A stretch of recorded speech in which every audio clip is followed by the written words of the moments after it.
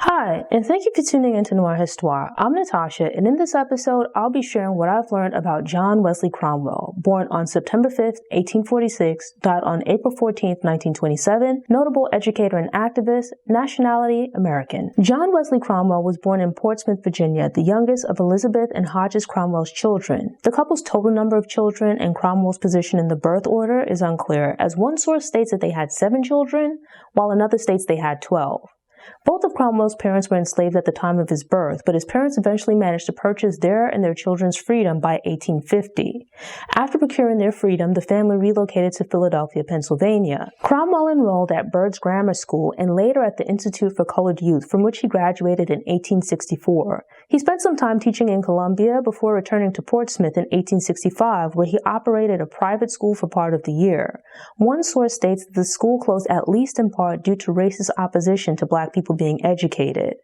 The first quarter of 1866 was spent in the employ of the Baltimore Association for the Moral and Educational Improvement of the Colored People, but that job ended abruptly due to acts of terrorism likely motivated by him teaching and otherwise assisting black people in the area. It was just a year after the end of the Civil War, and Cromwell endured having someone shoot at him and the church where he taught being destroyed by a fire. Over the next few years, Cromwell continued to move around Virginia for various teaching positions. He desired to help black people achieve progress and believed education would be vitally important in the journey to reach that goal. During this period, Cromwell was also actively involved with the Republican Party. In 1871, Cromwell moved once again, this time to Washington, D.C., where he enrolled at Howard University's law school.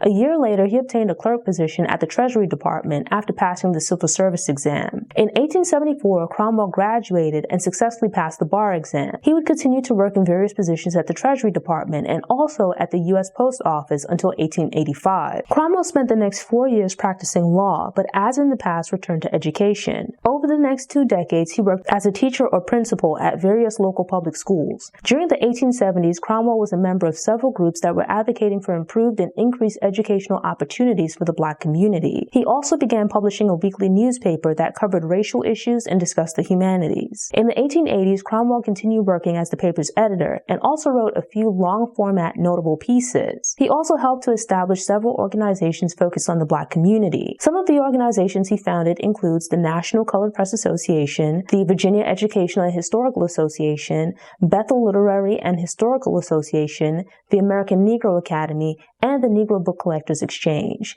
He was also a member of the Banneker Industrial Education Association, National Conference of Colored Men of the United States, and the Progressive Cooperative Society.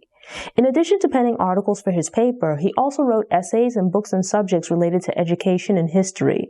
Of particular note was his 1897 essay, The Chance for Skilled Negro Labor in the South, which celebrated the creation of the Hampton Normal and Agricultural Institute, now Hampton University, and discussed the importance of the creation of such schools for the future of the black community. His book, The Negro in American History, Men and Women Eminent in the Evolution of the American of African Descent, had an impact on Carter G. Woodson, and influenced the creation of his Association for the Study of Negro Life and History. As an educator who believed access to education would be vital to the progress of the black community, Cromwell supported Booker T. Washington's ideology around black education. But in time, he came to disagree with Washington, realizing that sacrificing political power in exchange for access to an education and financial success was not a feasible solution for the black community overcoming racism. He would later maintain a close correspondence with Arturo Schomburg. John Wesley Cromwell died at his home in Washington, D.C. on April 14, 1927. His first marriage had produced 7 children, some of whom went on to achieve great things in their own right. Cromwell remarried about 5 years after the death of his first wife, but that marriage produced no children. Thanks for tuning in. Show notes and sources are available on the Noir Histoire website via the link in the episode description. I'm working on creating downloadables and infographics, so keep an eye on the website. These Black History Facts are released every Tuesday, so if you enjoyed this episode and want more, subscribe to the channel, click the notification bell, and check out my Black History Facts playlist.